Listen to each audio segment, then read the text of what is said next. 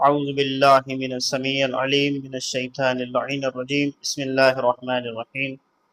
الحمد للہ الصلاۃ والسلام علی اہلھا اما بعد۔ عزیزان گرامی، ہماری گفتگو خطابت کے حوالے سے جاری و ساری ہے، اور ہماری گفتگو جو چل رہی تھی وہ بیان کو بہتر کیسے بنائیں، یہی ہماری گفتگو چل رہی تھی۔ اور آج کے لیکچر میں انشاءاللہ ہم کوشش کریں گے کہ بیان کو یہاں پہ ہم کمپلیٹ کریں، کہ مجلس کے بیان کو کیسے بہتر بنایا جائے۔ جو چیزیں رہتی تھی وہ آج کے لیکچر میں ہم بیان کریں۔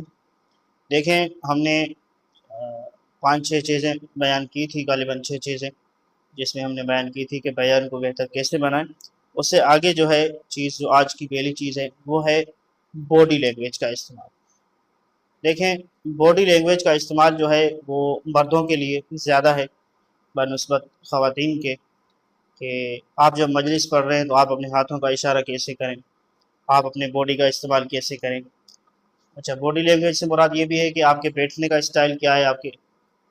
اشارے کا اسٹائل کیا ہے، آپ کے ہاتھوں کا اسٹائل کیا ہے۔ بعض اوقات یہ ہوتا ہے کہ آپ باڈی لینگویج میں آپ مثال جو ہے وہ زمین کی دے رہے ہیں اور ہاتھ آسمان کی طرف کر رہے ہیں، یا مثلا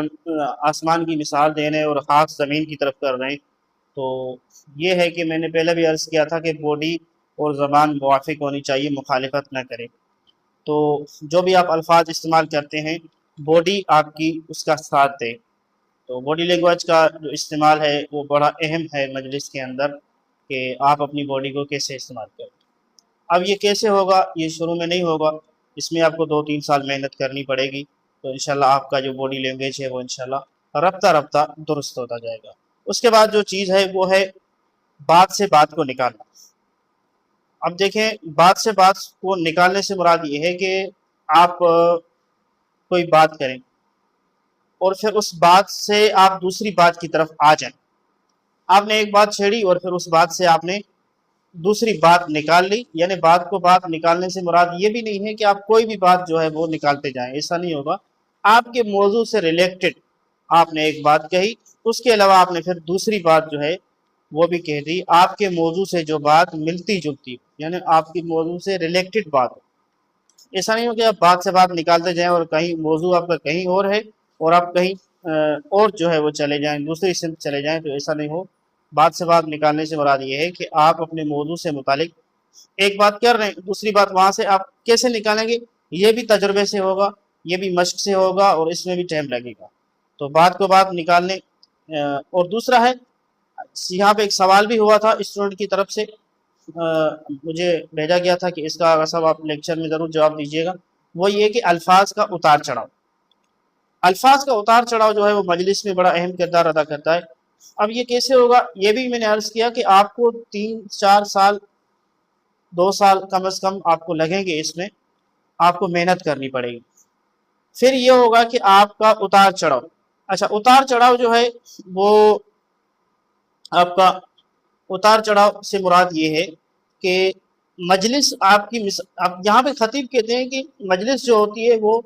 یوں کہیں گے 20 اسپیڈ، 60 اسپیڈ، 70، 80،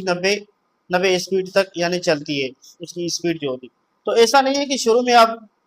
جو ہے وہ 80 پہ چل رہے ہیں اور آخر میں بھی 80 پہ چل رہے ہیں، یا شروع میں ہی ڈائریکٹ آپ جو ہے 100 پہ چل رہے ہیں اور آخر میں بھی 100 پہ چل رہے ہیں، تو ایسا نہیں ہوگا۔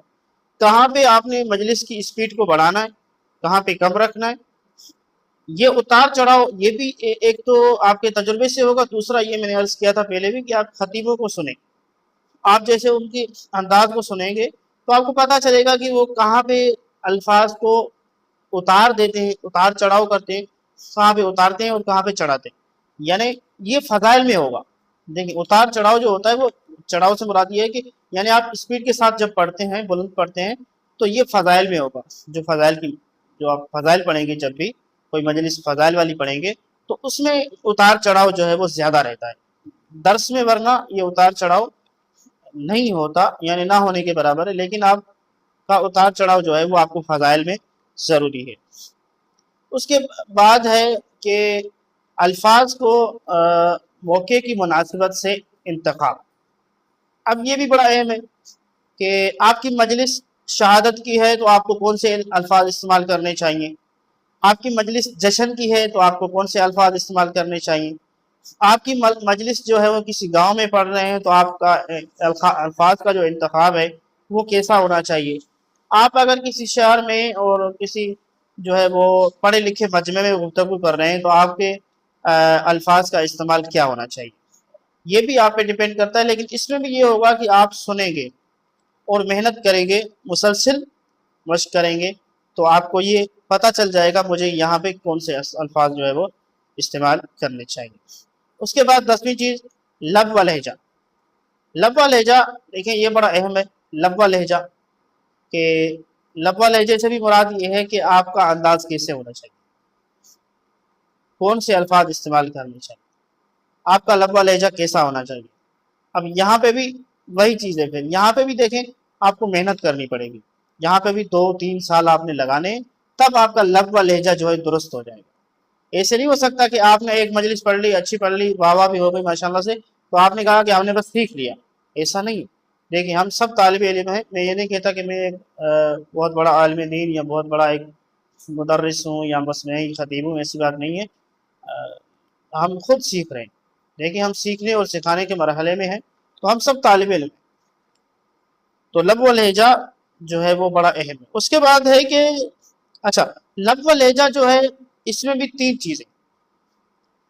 3 قسمیں ہیں اس کی۔ لب و لہجہ جو ہوگا وہ آپ کو فضائل ہے، مصائب ہے اور درس ہے۔ درس میں کیا ہوگا، درس میں آپ کا لب و لہجہ بالکل دھیما سا ہوگا، آپ نے کوئی اتار چڑھاؤ نہیں لانا، آپ نے سمپل ایک درس تیار کیا، کرسی پہ بیٹھ گئے اور آپ نے درس بیان کیا، ممبر پہ بیٹھ گیا آپ نے درس بیان کر دیا، کہیں پہ بھی آپ کو جو جگہ ملی آپ بیٹھے اس محفل کے حساب سے اور آپ نے جو ہے وہ درس آپ کا موضوع جو بھی تھا آپ نے بیان کر دیا، سمپل طریقہ، اس میں کوئی اتار چڑھاؤ کوئی لب و لہجہ اتنا نہیں، اہم نہیں ہے۔ فضائل میں اس کے علاوہ مسائل میں اتار چڑھاؤ کم ہوتا ہے، لب و لہجہ اتنا نہیں استعمال ہوتا، لیکن یہاں پہ بھی بعض خطیب میں نے دیکھے ہیں کراچی کے بھی ہیں دیگر بھی ممالک سے ہیں، ان کا جو لب و لہجہ ہے مسائل کے اندر بھی تیز ہوتا ہے، وہ چیخ کے مسائل پڑھتے، تو یہ ان کا ایک اپنا اسٹائل ہے، اپنا انداز ہے۔ اچھا ہر کسی کا چیخ کے مسائل پڑھنا اچھا نہیں لگتا، لیکن کچھ ایسے خطیب ہیں جنہوں نے اپنا یہ انداز اچھا بنایا، اگر وہ چیخ کے مسائل بھی پڑھتے ہیں تو پھر بھی اچھا لگتا ہے، یعنی لوگ گریا کرتے ہیں۔ تو یہ لب و لہجہ ضروری آپ کو کہاں پہ زیادہ استعمال کرنا ہوگا، فضائل میں۔ فضائل میں آپ کا لب و لہجہ کیسا ہونا چاہیے، یہ بڑا امپورٹنٹ ہے۔ فضائل میں آپ اپنے لب و لہجے کو جتنا درست کریں گے اتنا آپ کی مجلس بہتر بنتی جائے گی۔ اس کے بعد ہے کہ الفاظ کا صحیح استعمال کرنا، الفاظ کا صحیح استعمال کرنا، ہم نے کہا تھا کہ الفاظ کا انتخاب کریں، یہاں پہ ہے الفاظ کا صحیح استعمال کرنا کہ کون سی جگہ پہ کون سے الفاظ کو استعمال کرنا چاہیے۔ دیکھیں آپ کوئی بھی مثالیں دیے جا رہے ہیں، کوئی بھی آپ الفاظ استعمال کیے جا رہے ہیں تو آپ کو پتہ ہونا چاہیے کہ یہاں پہ کون سے الفاظ استعمال کرنے چاہیے، یعنی جو بھی آپ الفاظ استعمال کر رہے ہیں صحیح استعمال کریں، جسے ہم نے پہلے بھی عرض کیا تھا کہ آپ الفاظ کی ادائیگی درست کریں، یہ بڑا اہم ہے کہ آپ بہترین مجلس کیسے پڑھیں، آپ نے اپنے الفاظ کا چناؤ بہتر کرنا ہے۔ ہم نے جیسے مثال دی تھی کہ علم نہیں ہے علم ہے، خالق نہیں خلق ہے، اس طرح آپ نے صحیح الفاظ کا استعمال کرنا ہے۔ اب یہ ہے کہ دوسری چیز اس کے علاوہ جو چیز ہے وہ ہے کہ مثالوں کا صحیح جگہ میں استعمال کرنا۔ اب یہ بڑا امپورٹنٹ ہے کہ آپ ایک چیز سمجھانا چاہتے ہیں مثالوں کے ذریعے، مجلس کے اندر آپ ایک چیز سمجھانا چاہتے ہیں مثالوں کے ذریعے، وہ کیسے سمجھائیں گے، آپ کا موضوع جو بھی ہے آپ موضوع کے حساب سے مثال دیں گے، ایسا نہیں ہے کہ آپ کا موضوع ایک اور ہے اور آپ ایسی مثال دیے جا رہے ہیں کہ لوگ سمجھ نہیں رہے کہ مولانا کیا پڑھ رہا ہے یا خطیبہ کیا پڑھ رہی ہے، تو ایسے نہیں چلے گا، یعنی مثالیں ایسی آسان مثالیں پیش کریں۔ ہم نے پہلے بھی عرض کیا تھا کہ عام فہم عرفی مثالیں پیش کریں، آپ جس طرح عرفی مثالیں عام فہم عرفی مثالیں خصوصاً پیش کریں اور عام فہم ہو آسان مثالیں ہوں تاکہ لوگ آپ کی گفتگو کو اچھی طرح سے سمجھ سکیں،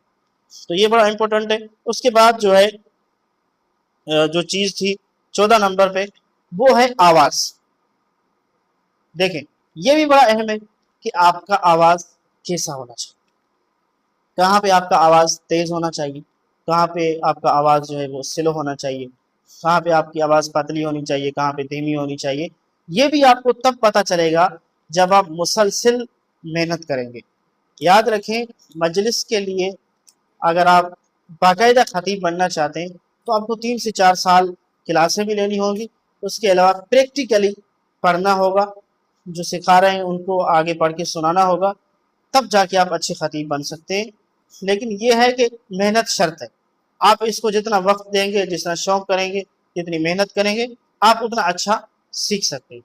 تو یہاں تک ہمارا تھا کہ بیان کو بہتر کیسے بنائیں، تو آج کی گفتگو ہماری یہی اختتام پذیر ہوئی،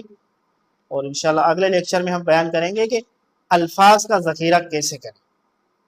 السلام علیکم ورحمۃ اللہ وبرکاتہ۔